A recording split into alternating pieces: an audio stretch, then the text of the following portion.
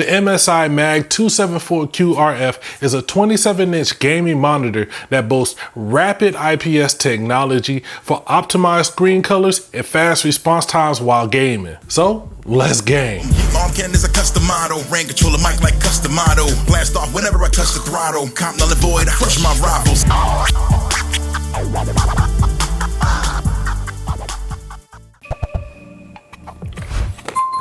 Yeah, this is totally not coffee, but if you want to support the channel like these good folks, then use the Buy Me a Coffee link down below in the description to help your boy out. All money will be funneled right back into this channel to keep it going bigger and better in the new year. Also, I'm highly aware that there's a well-regarded quantum dot or QD version of this exact same monitor that is very popular, but I don't have it in here for testing. So today we're only going to focus on what we got here. Now, if we take a look at the monitor we do have here today, it's a 27-inch 1440p rapid IPS panel that can achieve a refresh rate of 165 Hz with a gray to gray response time of 1 millisecond, or at least that's what they say.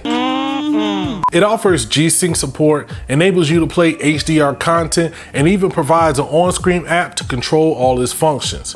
Connection-wise, it comes with one display port, 2 HDMI 2.0, and 1 USB Type-C. It also functions as a USB hub, providing 2 extra standard USB 2.0 ports. Now those aren't super fast, so even if you do use them, it'll probably just be for peripherals. In the box, you do get a display port, HDMI, and the USB cable needed to connect to your PC. The included stand is easily adjustable to provide basic height and tilt options, but also allows you to rotate either direction as needed. This is a welcome addition at this price point, and I noticed very little monitor wobble while using it on my desk. The power button is located on the bottom right, with the red joystick on the back for controlling the menu. It's a little floppy for my liking, but overall it controls the menu well enough. There is also built-in lighting on the back that you can control through the OSD software, but even in the darkest of rooms, it didn't feel bright enough to really add anything to the overall experience. Now, when I first turned it on, I was just a little surprised at just how vivid and vibrant the colors were. Almost a little too oversaturated. Like, just imagine doing LSD inside of Willy Wonka's chocolate factory with the Oompa Loompa singing to you wearing RGB draws. If you are wise, you'll listen to me. I ain't gonna be able to sleep tonight. Now, I tend to like to use my monitors with the out-of-the-box settings for reviews.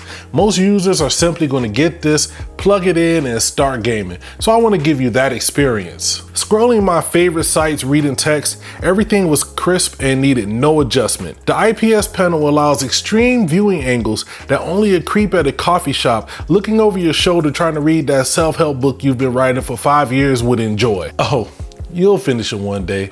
I believe in you. Now, when it comes to watching content, your mileage may vary. I mainly use my monitors for gaming and YouTube videos and save the movies and shows for my TV. I didn't have much of an issue viewing videos, but I did notice the oversaturation creeping into effect.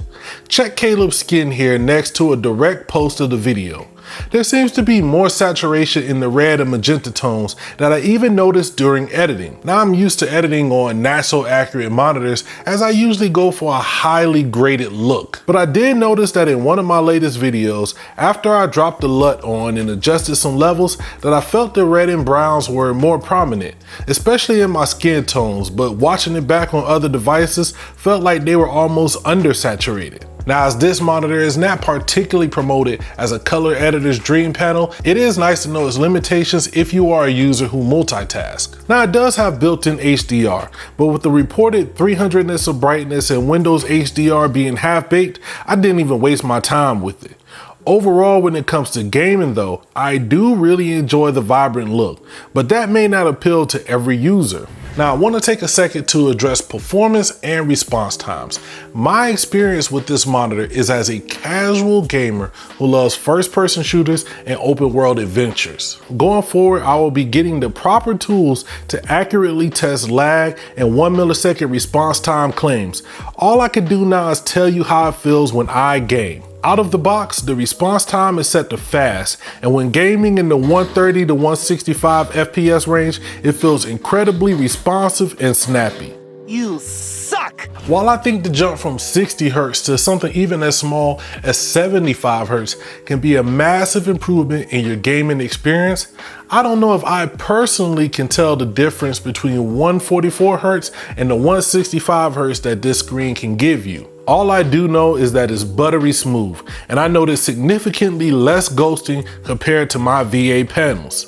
I think the confusing part is that it's advertised for esports, and while you need significantly less CPU power to push those titles at high frame rates, I think for those gamers who are looking for a pro esports experience, a 1080p 240Hz monitor may be their proverbial sweet spot. Now for me, as a guy who plays the CODs and the Assassin's Creeds of the world, the included G-Sync option for games that cannot maintain a consistent 165 FPS or better is an added sweetener. Testing the monitor's other built-in response time modes, I would leave it on the fast setting. I tried the fastest, and the inverse ghosting and overshoot really made it an unenjoyable experience. I believe companies only toss in these modes so they can make claims about 1 millisecond response times for the marketing materials. But overall, I wouldn't suggest for anybody to actually use these options. There are also some different game modes where it adjusts colors and contrast, but in the end, the out-of-the-box user setting worked best for me.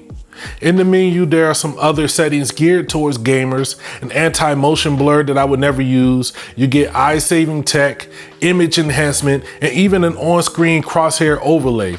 But I can't imagine what kind of demon spawn sent to destroy mankind and all humanity would even think about using that. So in the end, where do I stand on the MAG274QRF non-QD version? It seems to be promoted towards esports gamers looking to upgrade from those 1080p TN panels they become so accustomed to. But I don't know if the pros that work for me would even matter to them that much. I like the out-of-the-box vibrant yet somewhat oversaturated colors, but that may not appeal to a lot of users. If you're looking for something more accurate or for full-time content creation, you also may want to look elsewhere. The 165Hz G-Sync action seems ridiculously smooth at 1440p, but if you don't have the GPU power, you might not even see the benefits. Ideally, I think this monitor is best suited for the user who does a mixture of casual gaming and content watching with very light editing on the side. Now when I say casual, yes, that does include fast-paced multiplayer activity, but if you're looking to go pro, you might want to look elsewhere. Overall, this monitor makes me want to take a look at the Quantum Dot or QD version, as it provides equal gaming performance with a wider color gamut for more accurate viewing that resembles higher end monitors from LG. But here's where I'd love to hear from you. I want to know what monitor size and resolution you currently game at, as I'll be looking for the best bang for your tech dollars at every option. If you have any more questions on this panel from MSI or any testing you'd love to see in a future video, please leave it down below in the comments. I'm gonna get up out of here. Make sure you like, share, subscribe, and never forget to holla at your boy.